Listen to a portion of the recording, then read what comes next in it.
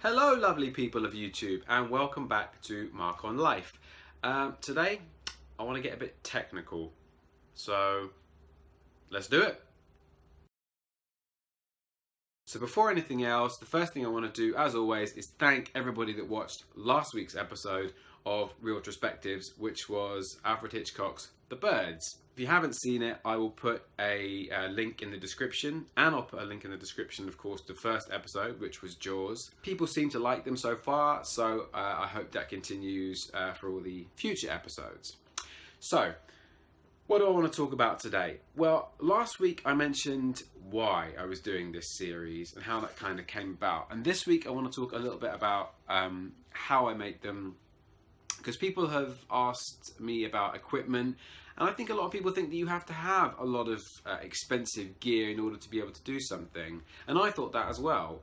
I always thought I'd have to go and get myself an expensive DSLR camera and really expensive audio gear and all that kind of stuff. But you don't have to. I mean, you can do. It's amazing if you have that gear. I certainly don't. I don't have the money to invest in, a £2,000 MacBook right now, so I have what I have. At the moment, I'm shooting on my iPhone, which is an iPhone 6s, 128 gigs.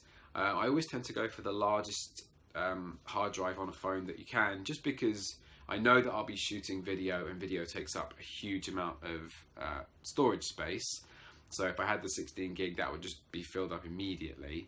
Now, if you are going to shoot on a smartphone, then you probably are going to want to get an app, a specific filmmaking app, because although the standard camera app is okay, it doesn't really have many options. The one I use at the moment is Filmic Pro, which is brilliant. Now, I know there are other apps out there. I'm not trying to do an advert for Filmic Pro, but it's brilliant. You can do whatever you want. You can shoot in a range of resolutions, right from standard def all the way up to 4K if you have the newer phones.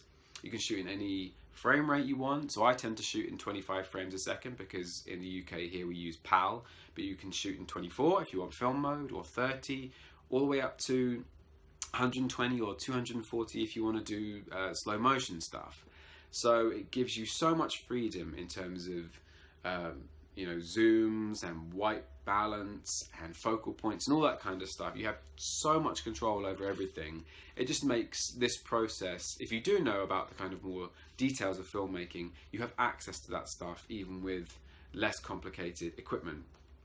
In terms of audio, I have a lavalier mic. I have a Rode SmartLav Plus.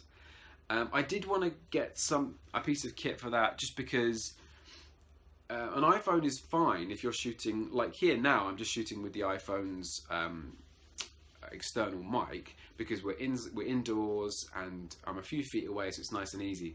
But if you're outdoors, like for example for the birds, I was in a park, very windy, and there's still some wind on there, I'm sure you heard, but it makes shooting a lot more difficult.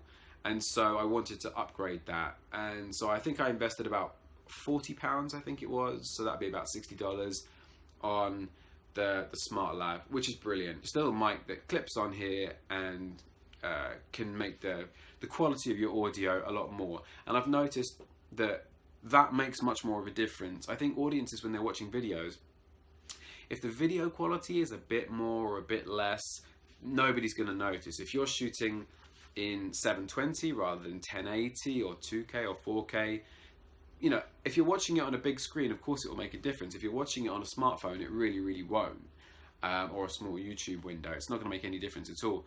The quality of the audio really will. If you're shooting it on the phone's audio, it's going to get very tinny, very bad quality very quickly, and upgrading that can make all the difference. So I definitely would invest on that. I don't use any lights or anything like that. At some point I may invest in some lights to use, but at the moment I'm doing everything in natural light, which again does limit me slightly in the times that I can shoot. I can't really shoot much at night, but you have to do what you have to do. Editing. Now, this process was mainly for me to learn how to edit, because it's one of the most time consuming and difficult processes in the whole production of a piece of content. So at the moment, I'm editing on Adobe Premiere CC, which is a full-blown professional quality editing program. But you don't have to.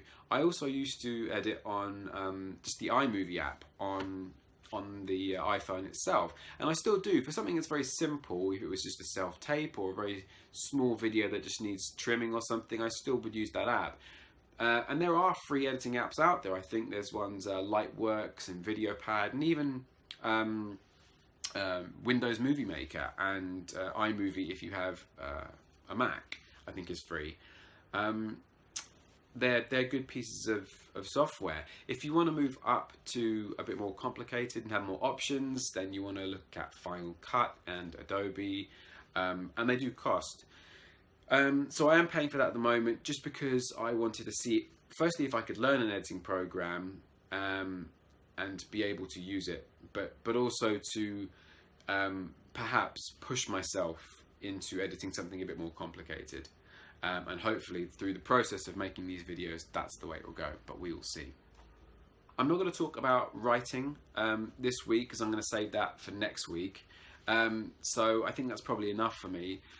Thank you anybody that's watched the episode so far. Please keep watching and share them with as many people that you can, not just film fans, but anybody who likes comedy or anybody at all. Please help get it out there. It's so appreciated. If you can take the extra time to like the video on YouTube, or even better, leave a comment on the page and subscribe, that would be absolutely amazing.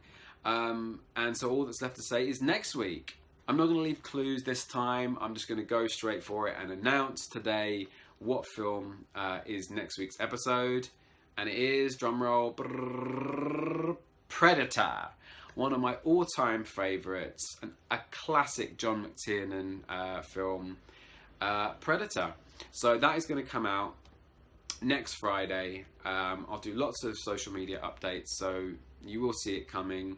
Hopefully you enjoy it, and I hope you keep watching Real Retrospectives as long as they go on. Thanks very much. This has been Mark on Life. I've been Mark, and I'll speak to you soon.